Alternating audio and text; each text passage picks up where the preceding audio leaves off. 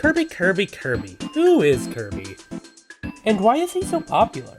In this video, I will try my best to explain who he is and why people love this series.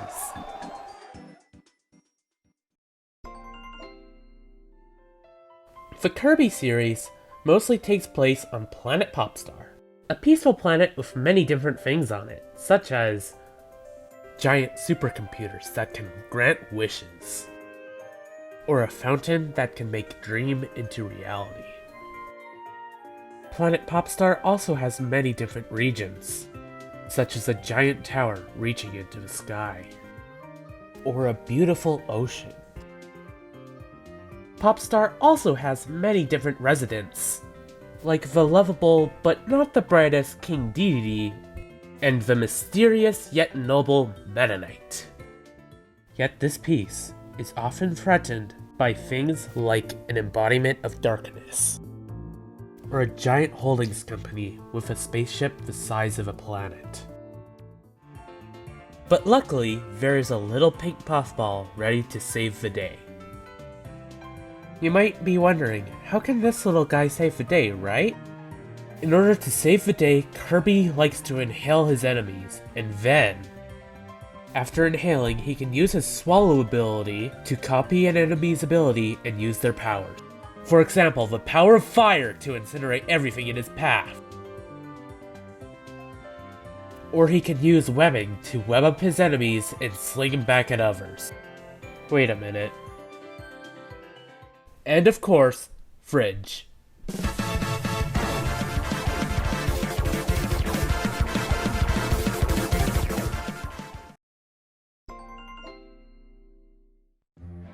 Mainline Kirby games are usually 2D platformers, but they are also designed to be easy to pick up and play so that way they're good for beginners, yet it still has enough depth so that way it's still fun for those with more experience. Kirby can also do a large amount of things to help him on his journeys. Of course he can walk, run, and jump, but he can also fill himself with air like a balloon. He can also inhale objects, allowing him to spit things back out as a star.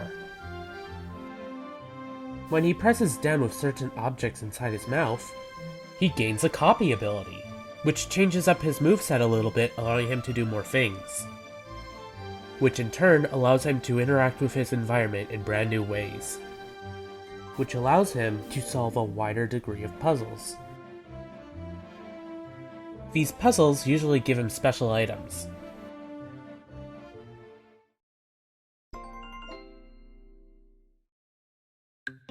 The Kirby series doesn't just stop at gameplay though. It has a variety of different aspects, keeping fans back for more. Kirby has a surprising amount of background lore, but if you just play the games normally, you won't find it all. You usually have to try and find it for yourself. And to complement this lore, there's a wide array of characters. And what's cool about Kirby characters is that they actually grow throughout the series. Take King Dedede for an example. He was originally the villain of the first game in the series, Kirby's Dream Land. But in the second game in the series, Kirby's Adventure, the game sets up Dedede to be a villain, only he ends up being a hero. Kirby also has a surprising amount of high-quality merchandise. Take for example the restaurant Kirby Cafe. It was originally going to be a limited-time restaurant, like other themed restaurants in Japan. Yet because it was so popular because of how good the food was, it became a permanent restaurant. They even added new items based off of recent games, and even added vegan options. Kirby characters are also designed to be easy to draw. This in turn made a lot of people love drawing Kirby characters, regardless of their skill level. Lastly, Kirby music is really good. And not just that, it has a variety of different styles to it. All the music in this video is actually Kirby music. Here are some that I really liked but didn't put in the video.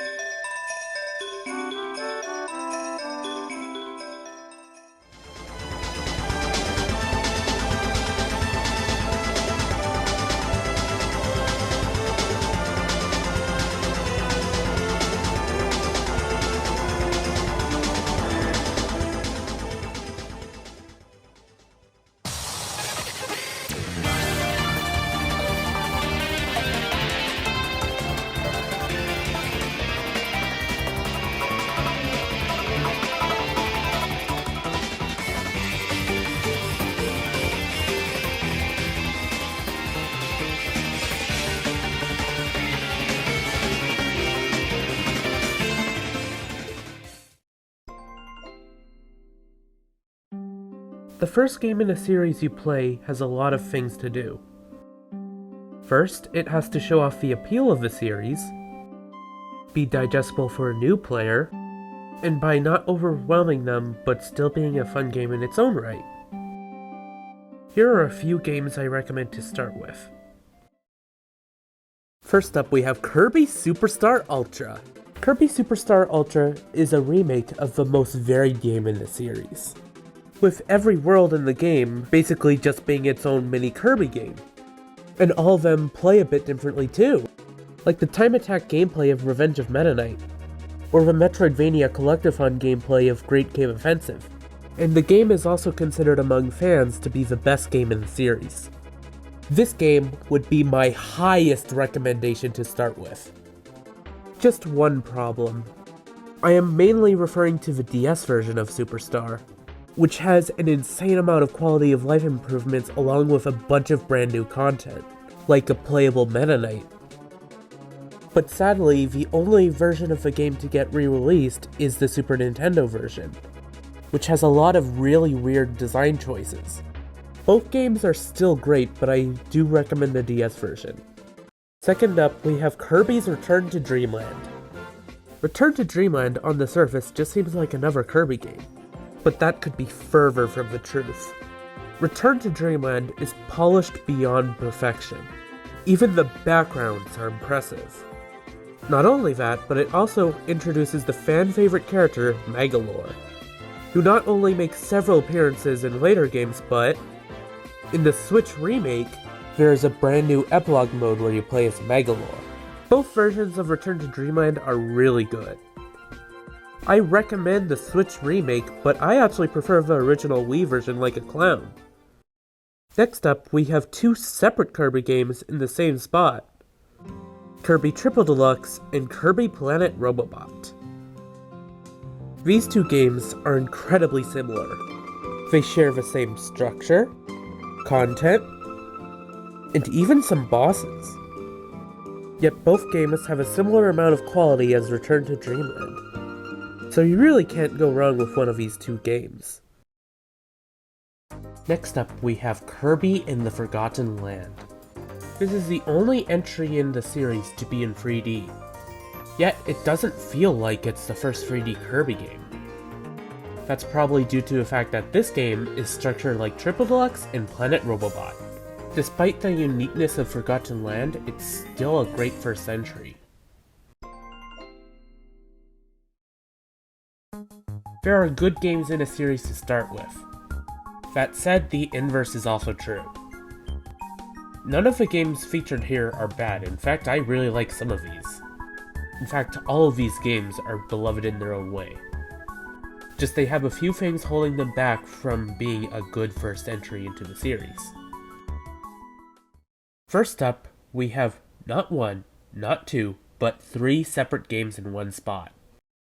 Kirby's Dream Land 2, Kirby's Dream Land 3, and Kirby 64, The Crystal Shards. First up, these three games are a part of a trilogy called the Dark Matter Trilogy. The reason why it's called this trilogy is because of the central antagonist, Dark Matter. But not only that, they also have the same gameplay style, including many of the same problems, and the same director, Shunichi Shinomura. The reason why these are all just really strange first entries is due to how abilities work and how collectibles work. In this trilogy, abilities only have one move. In order to access more moves with an ability, you need to combine the ability with an animal friend in 2 and 3, or combine the ability with another ability in 64. The problem with this is that abilities are a lot weaker and less flexible. In fact, when I play these games, I usually just ditch the ability when I go to a boss because of how weak they are. And lastly, how collectibles work. In all three games, in order to collect a collectible, you need to have a very specific ability, but not just the ability. You also need to combine it with the correct animal friend or copy ability. And there is only one answer. And one more thing about these collectibles, in each of these games, in order to reach the final boss, you need to collect every single collectible. These are the only free games in this series to do this, and also their collectibles are extremely annoying. But these free games are still pretty good. In fact, 64 is one of my favorites in the series. Next up, we have a pretty strange one. Kirby and the Amazing Mirror. Amazing Mirror is a pretty interesting game in the series. It is one of the only 2 games in the series not to be developed by HAL Laboratory. Instead, it's developed by Flagship, a studio of Capcom. What makes Amazing Mirror so hard to recommend to new fans is the open-ended world map. In Amazing Mirror, there is no way of being stopped from going in the wrong way, making it extremely easy to get lost. And this map is so confusing. It also has the 1 move per ability problem, but it's not as bad here, due to copy abilities being a lot stronger in Amazing Mirror. But not only that, only a few puzzles in Amazing Mirror have one answer to them. Amazing Mirror is probably in my top 5 Kirby games. If you end up liking the other games, I recommend playing Amazing Mirror. Finally, the last game I'm going to talk about in this video, Kirby Star Allies. Kirby Star Allies is the first game in the series to be released in HD. But sadly, it has a lot of problems. First off, the puzzle design is super simplified compared to past games, with the abilities just straight out given to you most of the time. Not only that, but this game runs at 30 frames per second instead of 60 frames per second, making the game just not feel as good compared to past games. The main story mode also just makes people feel underwhelmed when they finish it. But Star Allies has a ton of saving graces to it, which make it still a great game. First up, the post-game. After beating the main game, you unlock 3 brand new modes: Guest Star, The Ultimate Choice, and Heroes in Another Dimension. Guest Star mode is where you play a simplified version of the main game as a character who isn't Kirby. These are either regular enemies from the game or characters from past Kirby games. Not only that, but this mode keeps track of your time, so you can replay the mode and try again for a better time. And then there's Heroes in Another Dimension, a full-scale epilogue with brand new levels, which are designed around a few specialized movesets. And the puzzles in this mode are incredible, some of the best in the entire series. And after getting the good ending in this mode, you unlock a brand new character, the 3 Mage Sisters. And finally, we have my favorite mode of Star Allies, the Ultimate Choice. In this mode, you pick an ability, pick a difficulty, and fight some bosses. The mode keeps track of which difficulties you have beaten with which characters, and how fast you have done it. But what makes this mode so special is the friend ability system introduced in this game. In Kirby Star Allies, you can amplify an ability with the effects of another, changing the properties of an ability, and these effects can go from, okay, that's pretty neat, to, oh my god. So overall, Star Allies is a pretty good entry into the series if you're already a fan of it.